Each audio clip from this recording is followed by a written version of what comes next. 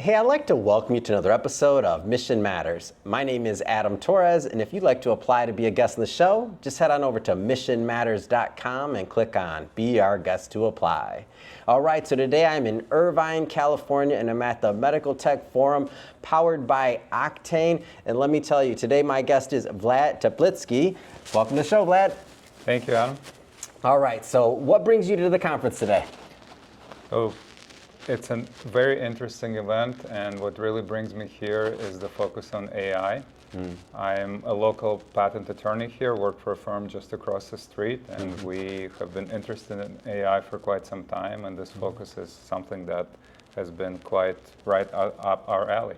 So AI has been a big buzzword, a big theme in many different industries. Like, what is your interest in it, and what is the interest? Have you seen anything interesting today? I have.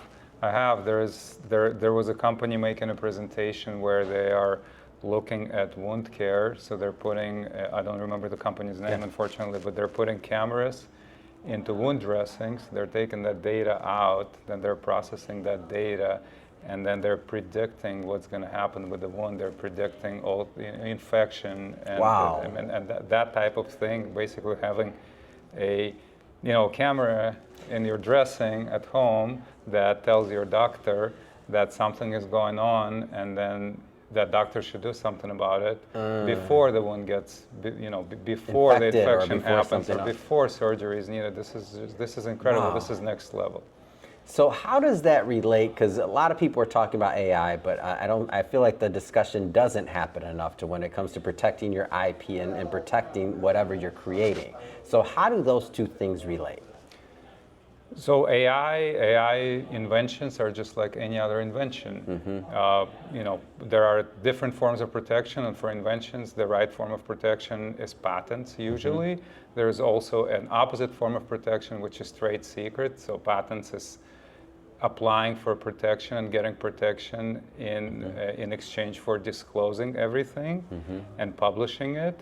And trade secret is the exact opposite type of protection, where you keep it secret to yourself, but then the protection is different, and as long as it stays secret, then it is protected. So AI is just like everything else. AI can be patented, or it can be kept as a trade secret, depending on the goals. Now, I know this may seem obvious to you, but a lot of business owners, a lot of entrepreneurs, a lot of executives out there that watch this show, like, what are some of the dangers of when you don't protect it? Like, what are some of the dangers that can happen? Well, the danger is that someone takes your invention that you have spent so much time developing. It hurts for me even to hear you say that, and I know you've seen that before, I'm sure. I have, and copies, it could just be a shameless copy. Say a company like the one that makes that wound care product does not protect its inventions, and then a competitor looks at it, determines that there is no protection, makes the exact same device, and let's say undercuts the price. Yeah, and that can happen. Like, you've seen things like that happen in the past, or? Maybe not in this extreme example, maybe not in an example of a medical device like this one, but yes, it certainly happens. It happens all the time. It's a competitive world out there, and there's always price competition. Someone could do it cheaper. Someone could also do it as a product that has less quality, but would still be desired, and then they can undercut the price. Yes. At what stage and obviously you were speaking a little bit general here. So if somebody wants to, like, obviously contact them. Don't worry, we'll give you an opportunity to, and website, all that other good stuff. But in general, at what stage should an entrepreneur, whether it's medical device or otherwise, when should they start going down that route of thinking of protecting it? As early as possible, but certainly before anything is made public, because so probably before entering a pitch competition.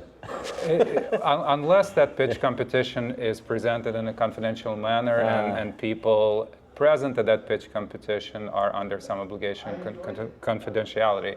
Because the problem is that once the invention is made public, then all sorts of clocks start going off in the legal sense.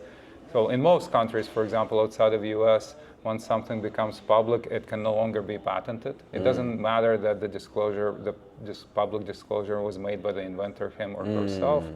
In the US, rules are slightly different. The US has a permissive, it's called a grace period, a 1-year grace period, but still, you have to watch for that. So Yeah. the best time is to do it before. Yeah. And if that isn't possible, then at least for US, the best time is to do it as quickly as possible after.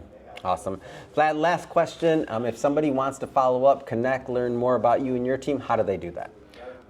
Website, I'm as a registered patent attorney and as a registered lawyer, you can easily find me on the internet. You can just type in my firm, Kenobi Martins, Kenobi as in Obi-Wan Kenobi, Martins, and my name, and then you'll find me. Amazing. And for everybody at home, just so you know, we'll put the links to the website in the show notes and all that good stuff so that you can just click on them and head right on over. And speaking of the audience, if this is your first time with us and you haven't done it yet, hit that subscribe or follow button. This is a daily show. We release a new episode each and every day, and we want you to catch the next one and get that push notification. So hit that subscribe button. And Vlad, thanks again for coming on. Appreciate you. Thank you.